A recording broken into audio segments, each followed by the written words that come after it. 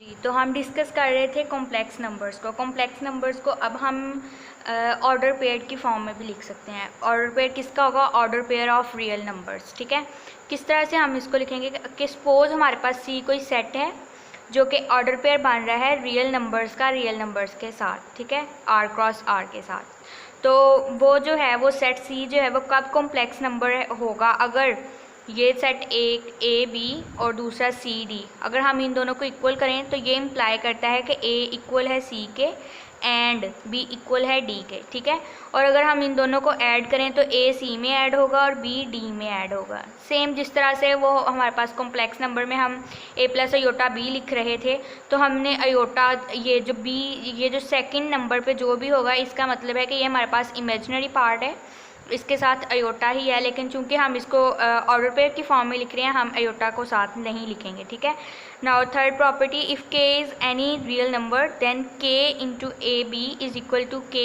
ए k b. ठीक है, और अगर ए बी सी डी दो कॉम्प्लेक्स नंबर्स के ऑर्डर पेयर्स जो हैं वो मल्टीप्लाई हों तो वो इक्वल होंगे a c minus b d a d plus b c. ठीक है, तो ये सारी प्रॉपर्टीज़ क्या कहती हैं कि सी जो है वो सेट ऑफ कॉम्प्लेक्स नंबर्स है। ठीक है, और ये सेट ऑफ कॉम्प्लेक्स नंबर्स किस में है? रियल नंबर्स में। ठीक है, इसके बाद हमारे पास जो है properties of the fundamental operations on complex numbers.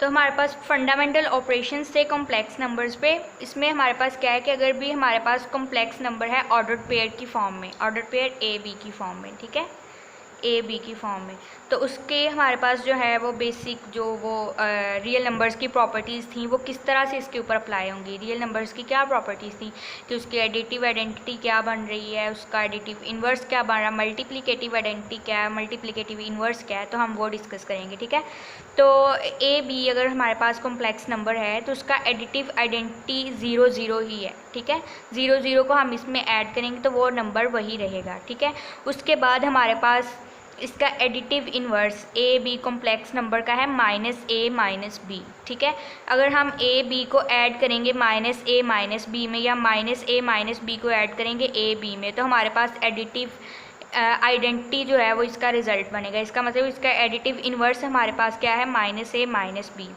उसके बाद बात करेंगे मल्टीप्लिकेटिव आइडेंटिटी की। तो किसी भी कॉम्प्लेक्स नंबर ए बी की मल्टीप्लिकेटिव आइडेंटिटी है 1 0। ठीक है, इसको जब हम इसके साथ मल्टीप्लाई करेंगे तो हमारे पास ये नंबर एज इट इज़ रहेगा। ठीक है, उसके बाद बात करेंगे मल्टीप्लिकेटिव इन्वर्स की।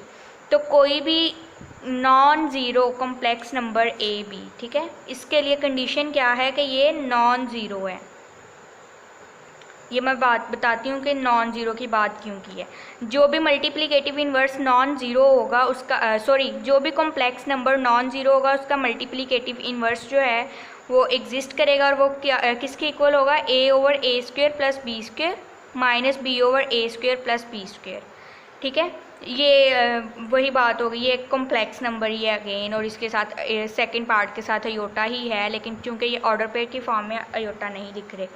मैंने बात की थी कि ये जो है ये नॉन ज़ीरो होगा कॉम्प्लेक्स नंबर। क्यों?